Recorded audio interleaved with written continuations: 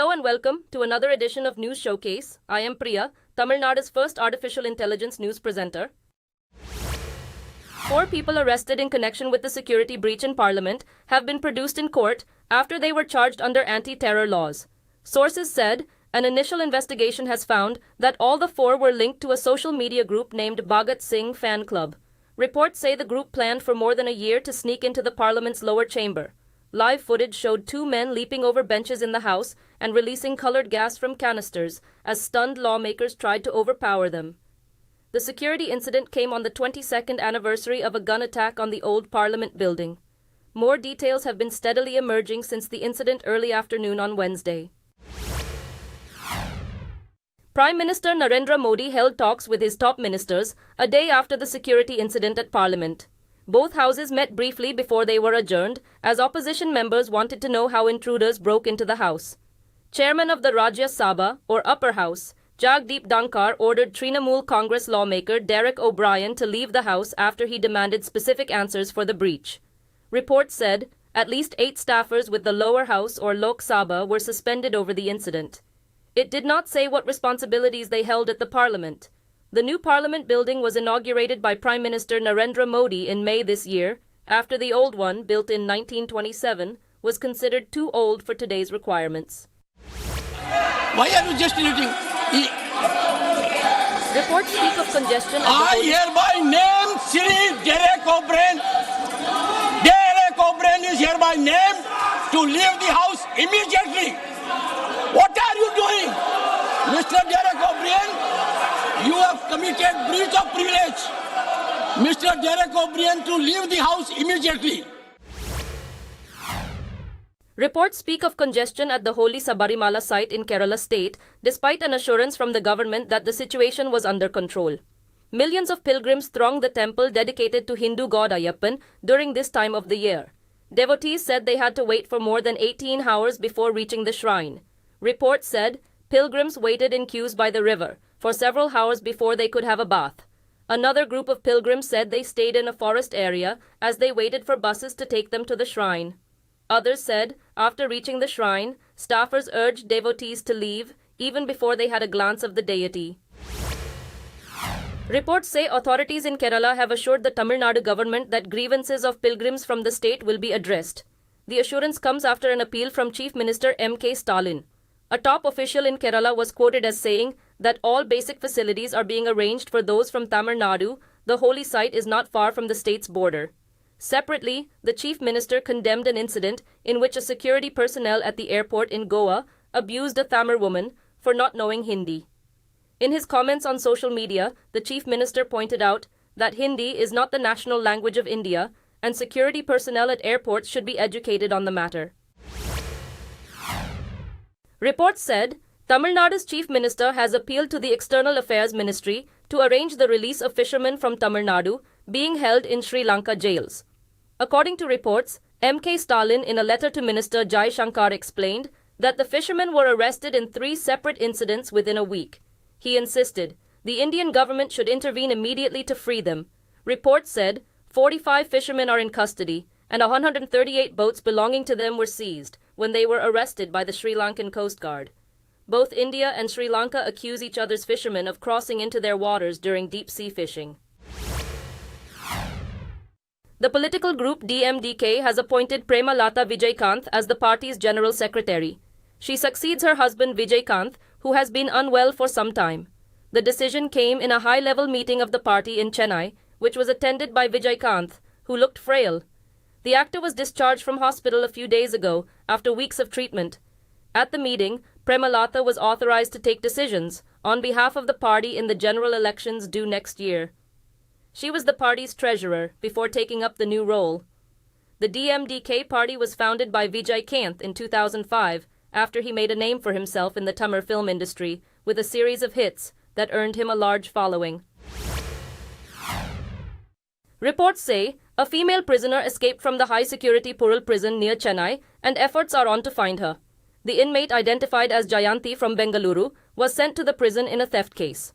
After the prisoners completed their daily duties assigned to them, Jayanti was found to be missing during the routine head count. Her escape surprised prison authorities as she is thought to have fled in broad daylight, Reports quoting prison officials said they are examining footage from security cameras to track her.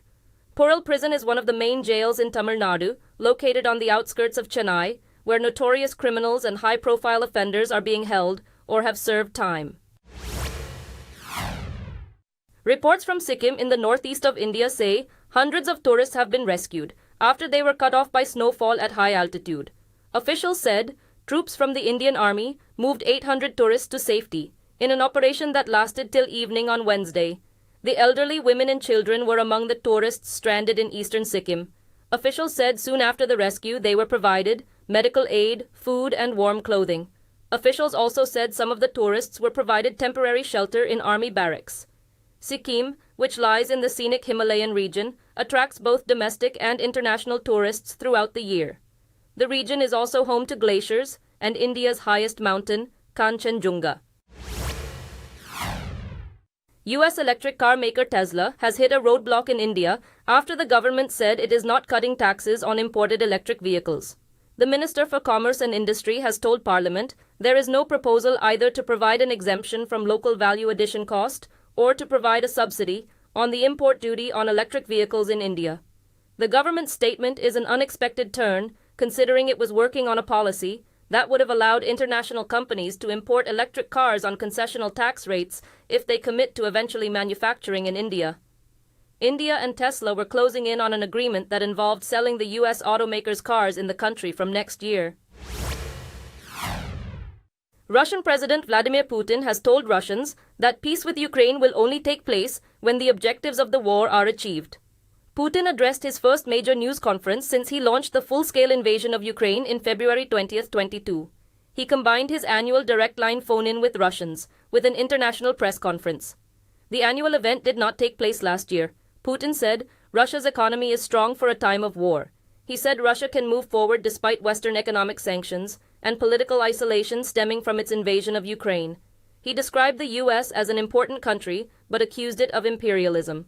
The number of questions submitted by Russians to Putin reportedly exceeded 2 million.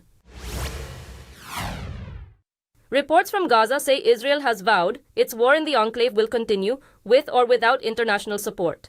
The comments attributed to an Israeli minister comes after the US said Israel was losing global support for its military campaign.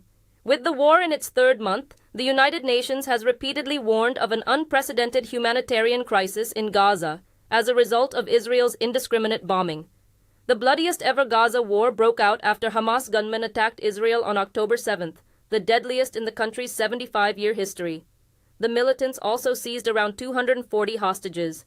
Israel said the attack left 1,200 of its citizens dead, and Hamas said Israel's retaliation killed more than 18,000 Palestinian civilians, including 1,000 children.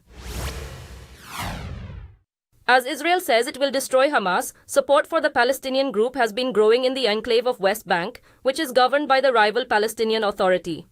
An analysis of social media posts reveal support for armed resistance has risen in many parts of the West Bank, especially in places like Nablus and Jenin. Raed Debi, a political scientist and youth leader in West Bank, said, "The people, especially the new generation, are backing Hamas now, more than at any other moment. It appears the fate of Palestinians in Gaza amid Israeli bombing has reduced the enmity among rival Palestinian factions, Hamas and Fatah, which dominates the Palestinian Authority. Like Gaza, West Bank is another Palestinian enclave inside Israel."